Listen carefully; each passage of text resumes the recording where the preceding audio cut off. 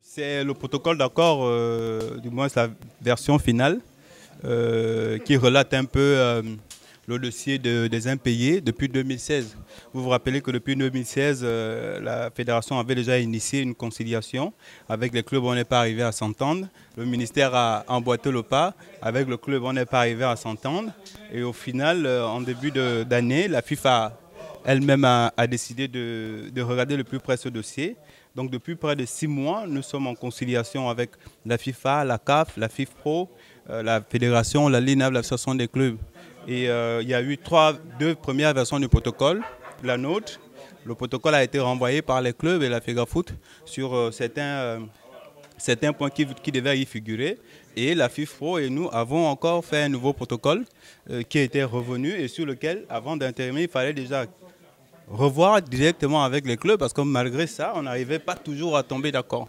Donc on a décidé une fois pour toutes, parce que tout le monde est fatigué par rapport à ce problème, de tomber d'accord, de faire une discussion à bâton rompu sur les points clés de ce protocole d'accord qui permettrait aux clubs de pouvoir accompagner aussi les joueurs et aux joueurs de rentrer dans leur dû.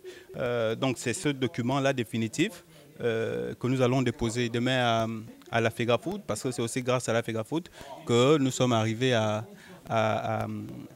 nous entendre aujourd'hui, à nous comprendre et à regarder vers la même direction. Le protocole d'accord concerne simplement, en résumé, la dette, parce que depuis, on n'arrivait pas à tomber d'accord sur le montant de la dette, sur comment cette dette devait être distribuée. C'est tout ça là qui a été fait. Et la quote-part, parce que la FEGAFOOT ne fait que dire, ça il faut comprendre.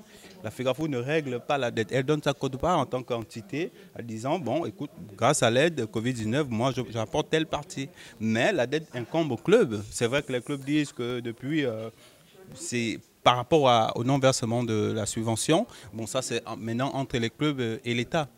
Donc c'est sur tous ces points-là qu'on est tombé d'accord.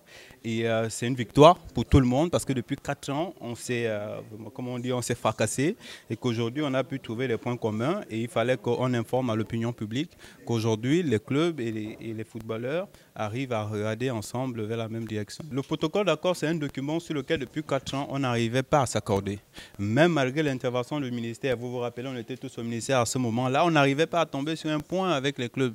Le point clé, c'était sur la dette, le montant de la dette. Et même que le ministère nous a renvoyé à une commission pour aller évaluer la dette exacte et les concerner pour le paiement. Et même dans cette commission-là, ça avait encore baradé parce qu'on n'arrivait pas à s'accorder. Donc les deux informations clés, c'est le montant de la dette et comment cette dette va être redistribuée et surtout qui sont les concernés. C'est pourquoi vous avez vu qu'on a demandé à ce que l'argent soit reversé à la LINAF parce qu'il n'y a que la LINAF qui a les listes exactes. Par exemple, aujourd'hui, si un club dit que j'avais 30 joueurs, on n'a pas de preuves.